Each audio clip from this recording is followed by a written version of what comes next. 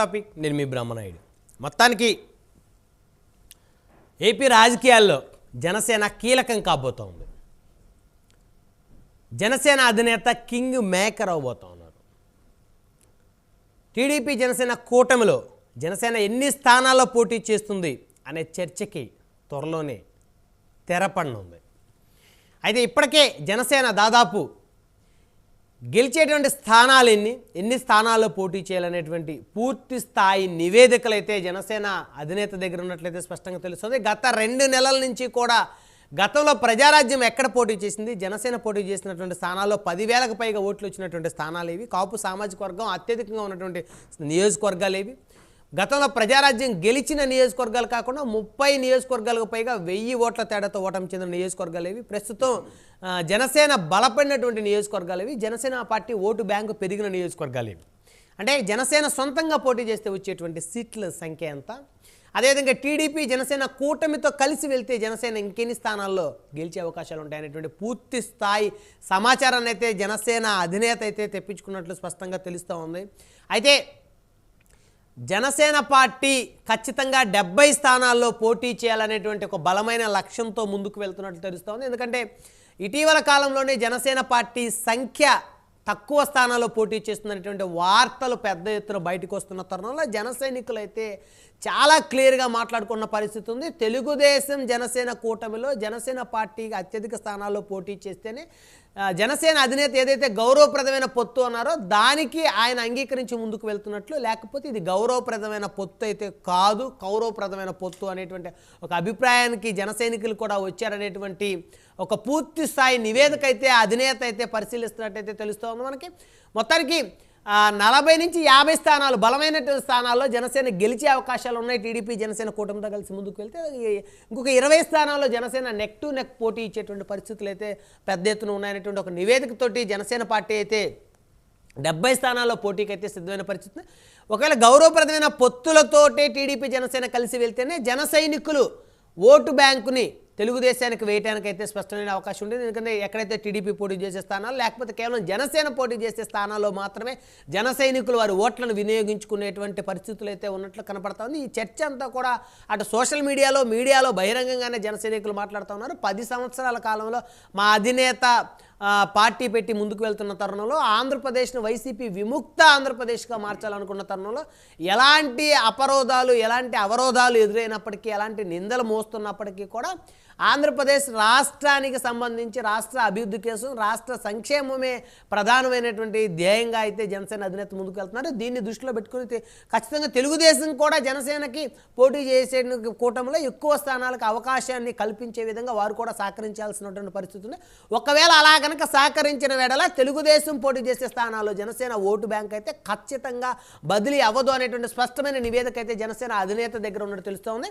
మొత్తానికి దీనికి సంబంధించి 70 స్థానాల్లో పోటీకి సిద్ధమైన జనసేన ఇదే ఇవాళ హాట్ టాపిక్లో మనతో పాల్గొనడం కోసం చందు శ్రీనివాస్ గారు రాజకీయ విశ్లేషకులు మనతో స్టూడియోలో అందుబాటులో ఉన్నారు. అదేవిధంగా దాసరి కిరణ్ గారు జనసేన పార్టీ రాష్ట్ర అధికార ప్రతినిధి మనతో జూమ్కల్ అందుబాటులో ఉన్నారు. అదేవిధంగా కృష్ణాయని గారు మనతో జూమ్కల్ అందుబాటులో ఉన్నారు, సీనియర్ రాజకీయ విశ్లేషకులు. అదేవిధంగా శ్రీనివాస్ చౌదరి గారు తెలుగుదేశం పార్టీ సీనియర్ నాయకులు మనతో జూమ్కల్ అందుబాటులో ఉన్నారు. రైట్, ముందుగా చందు శ్రీనివాస్ గారితో మాట్లాడదాం, రాజకీయ విశ్లేషకులు. శ్రీనివాస్ గారు గుడ్ మార్నింగ్ అండి. వెరీ గుడ్ మార్నింగ్ బ్రహ్మనాయుడు గారు. ఏంటి సార్ ఒక్కసారిగా వాతావరణం మారిపోయినట్టు కనపడతా ఉంది జనసేన శిబిరాల్లో నుంచి. అంటే నిన్న మొన్నటి వరకు జనసేన ఎన్ని స్థానాలు ఇచ్చినా పోటీ చేస్తుందిలే అని అనుకున్న తెలుగుదేశం ఆలోచనలకి ఇక్కడ చెక్ పడుతున్నట్లు కనిపిస్తా ఉందా? డెఫినెట్గా. అంటే ఇప్పుడు వాళ్ళకి స్నేహధర్మం అంటే ఏంటంటే ఇచ్చి పుచ్చుకోవటం. గౌరవంగా నమస్కారం బ్రహ్మనాయుడు గారు అంటే ప్రతి నమస్కారం సంస్కారం. ఖచ్చితంగా అదేవిధంగా స్నేహాస్తం అందిస్తున్నాడు కాబట్టి ప్రతి విషయంలో కూడా టీడీపీ క్యాడర్ కూడా తెలుసు. టీడీపీ ముఖ్యంగా అధినాయకుడికి చంద్రబాబు నాయుడు గారికి తెలుసు పవన్ కళ్యాణ్ గారు ఎలా చూసుకోవాలని. ఆ స్నేహం ప్రకారమే ముందు నడుస్తున్నారు. ఎక్కడికక్కడ 175 కాన్స్టిట్యున్సీలో సమన్వయ కమిటీ మీటింగ్ పెట్టుకుంటే ఏదో 1-2 చెదురుమదురు సంఘటనలు తప్పితే 99% సక్సెస్ అయింది. అంటే క్షేత్రస్థాయిలో కలవాలి ఈ కలయిక వైసీపీ ప్రభుత్వాన్ని, జగన్ రహిత ప్రభుత్వాన్ని ఆంధ్రప్రదేశ్లో ఏర్పాటు చేయాలనే ఆలోచన సగటు పౌరుడు కోట్లాది మందిలో ఉన్నది. ఆ దిశగా వెళ్తుంది. ఆ దిశగానే పవన్ కళ్యాణ్ గారు నడుస్తున్నారు, చంద్రబాబు నాయుడు గారు. దీంట్లో నో డౌట్ ఎట్ ఆల్. కాకపోతే మొన్న జరిగిన మీరన్నట్టుగా మీ పాయింట్ ఆఫ్ వ్యూ లోకేష్ గారు వ్యాఖ్యలు కావచ్చు ఏదైనా కావచ్చు ఆ డిస్టర్బెన్స్ వాతావరణం అనేది క్రియేట్ అయింది. అంటే మనసులో ఏముంది, చెరగని ముద్రలాగా పడిపోయింది.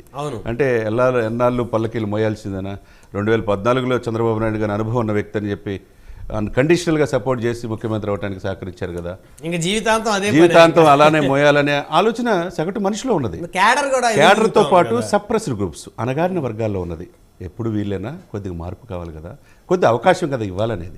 గౌరవంగా ఈ సమయంలో జోగి గారు లాంటి వాళ్ళు ఇచ్చిపుచ్చుకున్న ధోరణి ఉండాలి. 2.5 సంవత్సరాలు అనుభవం ఉన్న వ్యక్తి చంద్రబాబు నాయుడు చేసి మిగతా 2.5 years పవన్ కళ్యాణ్ గెలిస్తే ఆ విధంగా మంచి పొత్తు అని చెప్పి అన్నారు.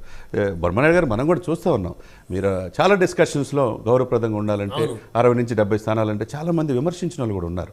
మీరు గమనించారు చాలా విషయాల్లో చాలా తక్కువ చేసి చాలా ఎక్కువ. ఈ మధ్య కాలంలో ఒక ఫేక్ న్యూస్ స్ప్రెడ్ అవుతుంది, జనసేనకి 24 స్థానాలని 26. అంటే ఈ 24, 26 పోటీ చేయడానికి 10 సంవత్సరాల నుంచి జనసేన అధినేత పార్టీ నడపాల్సిన అవసరం లేదు. ఆ 24 స్థానాలు గోదావరి జిల్లాలో 34లో చేసిన 20 వస్తాయి. సీరియస్ గా కూర్చొని అక్కడ కూర్చొని రాజకీయం చేస్తే కాబట్టి ఇక్కడ ఏంటంటే చాలా మంది విమర్శించిన వాళ్ళు జనసేన తక్కువ చేసి వ్యూహాత్మక కుట్ర ఇది అంతే. ఆయన్ని తక్కువ చేసి చూపడం అంటే నైతికంగా దెబ్బతీయ అంటే ఇది మైండ్ గేమ్ అంటారు. పాలిటిక్స్తో ఉపయోగిస్తారు. కాబట్టి జనం చాలా తెలియగలరు. ఇక్కడ పవన్ కళ్యాణ్ గారు చాలా అతి చూసి లోకేష్ గారు ఎక్కడ తొందరపడినా ఆయన ఎక్కడ కూడా స్పందించాలి. గమనించారు చూడ అంటే అది విఘ్నతతో ఆయన ఉన్నాడు. పొత్తు ధర్మం చెడకూడదు. మళ్ళీ నేను మాట్లాడితే మనోహర్ గారు సమయంతో ఉన్నా, పవన్ కళ్యాణ్ గారు ఉన్నా, కేడర్ కూడా చూడండి నాయకుడు చెప్పినట్టున్నారు. ఎక్కడ ఎదగాల క్షేత్రస్థాయిలో ఉన్నది మీలాంటి వాళ్ళు, మేము జోగి గారు అంటారు వాయిస్ వినిపిస్తారు. నాయకుడు చెప్పిన చంద్రబాబు గారు చెప్పిన లోకేష్ గారు మరి మాట అదొకటి. ఇంకోటి రెండో విషయం, కింగ్ మేకర్ అన్నారు. కింగ్ మేకర్ ఆంధ్రప్రదేశ్ ప్రజల్లో ముఖ్యంగా 88% సప్రెస్డ్ గ్రూప్స్ అనగదొక్కబడిన కులాలు ఒక ఆల్టర్నేట్ ఫోర్స్గా చూస్తున్నారు. కొద్దికాలం మాకు మార్పు కావాలి కదా రాష్ట్రంలో చూస్తున్నారు. అది ఎవరి కులాలు కలిపే సిద్ధాంతంలో సక్సెస్ అయిన పవన్ కళ్యాణ్ వైపు చూస్తున్నారు. పవన్ కళ్యాణ్ గారు కూడా ఈ యొక్క సీటు పర్సంటేజ్తో పాటు గౌరవప్రదంగా 60-70 స్థానాలు ఇస్తే రేపు 50 గెలిచారు అనుకోండి, ఆయన కింగ్ మేకర్ కింగే అవ్వచ్చు. అసలు గౌరవప్రదమైన పొత్తులోనే పదానికి అర్థం అక్కడే ఉంటుంది. లేకపోతే 20 ఎట్లా ఉంటుంది, ఉండదు కదా. అదేవిధంగా గౌరవప్రదంగా ఒక 8 స్థానాల్లో లేదా 8 నుంచి 10 ఎంపీ స్థానాలు ఇవ్వాలి. రేపు ఎదురు బీజేపీ కలిసింది కాబట్టి ఆ విధంగా వెళ్ళాలి. అదే సమయంలో ప్రజలు ఏం కోరుకుంటున్నారంటే, ఇంతకాలం అందరినీ చూసినప్పుడు కొంతకాలం ఈయన కూడా మార్పు కోసం ప్రయత్నం చేయాలి. నిత్యం ప్రజల్లో ఉండి పోరాడుతున్నాడు, క్షేత్రంలో ఉండి విత్ అన్కండిషనల్గా ఎక్కడ ఎమ్మెల్యే కాకపోయినా ప్రజల కోసం పోరాడుతున్నారు. ఆంధ్రప్రదేశ్ భవిష్యత్తుల కోసం నేను నా జీవితం త్యాగం చేస్తానని ముందుకు వస్తున్నాడు కదా సార్. తన సొంత డబ్బు ఖర్చు పెట్టుకొని ప్రజల సమస్యలు ముందుకు వస్తున్నాడు. అనేక రకాల మానసికంగా కుంగదీశారు, ఆయన ఫ్యామిలీని దూషించారు, వ్యక్తిగత అరణం చేశారు, సోషల్ మీడియాలో ట్రోలు, ఇవన్నీ ఎందుకు జరుగుతున్నాయి? ఆ రోజు చంద్రబాబు నాయుడు గారు సపోర్ట్ చేశారు అని, ఆ రోజు జగన్మోహన్ రెడ్డి సీఎం కాకుండా చేశారనే కదా. జగన్మోహన్ రెడ్డికి పవన్ కళ్యాణ్ గారు శత్రుత్వం ఉందనుకుంటారా? అసలు ఎప్పుడు కలవలేదు, శత్రుత్వం లేదు, ఓన్లీ చంద్రబాబు నాయుడు సపోర్ట్. ఇప్పుడు కూడా మళ్ళీ 2014, ఎందుకంటే మార్జిన్ ఏంటంటే 1 to 2% ఉంది 2014లో అధికారం కోల్పోవడానికి వైసీపీ. అదే కీలకం అవుతుంది జనసేన 6.7 నుంచి 8 నుంచి 22% పెరిగింది. ఇప్పుడు వీళ్ళిద్దరు కలిస్తే ఆయన 36కి పడిపోయే అవకాశం ఉంది. కాబట్టి ఈ కలయిక కలవకూడదు అనుకుంటారు. ఇది మేధావులు విఘ్నులు కూడా ఆలోచిస్తుంది ఏంటంటే, ఒక్కటే మార్పు కోసం ఇన్నాళ్ళు చూశారు. కొద్దిగా మార్పు ఆంధ్రప్రదేశ్ ప్రజల్లో కావాలని కోరుకున్నారు. మీరు ఈ దిశగా ఈ యొక్క ఏదైతే లోకేష్ గారు మాట్లాడిన తర్వాత ఎక్కడ కూడా కేడర్ విమర్శించలా. చూడండి జనసేన గొప్పతనం, నాయకుడి నిబద్ధత, నాయకుడు చెప్పినట్టే ఫాలో అయ్యారు. ఎక్కడ మీరు ఇది కాదు, పొత్తులు చెడకూడదు. ఎందుకంటే ఇంతకాలం సంకీర్ణ కుటుంబంగా ఏర్పడి అద్భుతమైన అవకాశం భారీ మెజారిటీ దిశగా 2024లో వచ్చే అవకాశం ఉన్నప్పుడు ఈ యొక్క ఇది ఆటుపోట్లో సహజం. కొన్ని తొందరపాటు నిర్ణయాలు కావచ్చు, ఆవేశంతో మాట్లాడుకోవచ్చు, తండ్రి మీద ప్రేమతో ఆయన అడిగి ఉండొచ్చు, ఏదైనా కావచ్చు. ఎక్కడ కూడా స్థితప్రజ్ఞుడితో పవన్ కళ్యాణ్ ఉన్నాడు. ఇది జనం అప్రిషియేట్ చేస్తారు, మేధావులు కూడా అప్రిషియేట్ చేస్తున్నారు. ఇది కదా జనసేన మిత్రధర్మం పాటించాల్సిందని. కేడర్లో ఉత్సాహం ఉంది సార్. కేడర్లో బూత్ స్థాయిలో నిలబడి 175 నియోజకవర్గాల్లో అభ్యర్థులు గెలిపించుకునే సత్తా జనసేనకు ఉన్నది. అదేవిధంగా టీడీపీకి అనుభవం ఉన్నది. ఈ అనుభవానికి ఈ పోరాట పట్టిమ గనక యాడ్ అయితే 100% రిజల్ట్ వస్తుంది. అవతల వైసీపీకి ఎందుకు అవకాశం ఇస్తారు? వైసీపీకి ఇంత వ్యతిరేకత ఉన్నప్పుడు, స్పెషల్ స్టేటస్ తీసుకురాలేనప్పుడు, 22 మంది ఎంపీలు ఇచ్చినా, లేకపోతే పోలవరం పూర్తి చేయలేనప్పుడు, విశాఖ స్టీల్ తీసుకెళ్ళినప్పుడు, జాబ్ క్యాలెండర్ లేనప్పుడు, ఇన్ని రకాల సమస్యలు పోరాడుతున్నప్పుడు ఆ సమస్యలకి నేనున్నాననే భరోసా పవన్ కళ్యాణ్ గారు ఇస్తున్నప్పుడు పొత్తు ధర్మం ప్రకారం గౌరవంగా ఇవ్వాల్సిందే. ఆ ఇచ్చినప్పుడు ఆటోమేటిక్గా ఎదురు బీజేపీ అండదండలు ఉంటాయి. కాబట్టి రేపు అమరావతి రాజధాని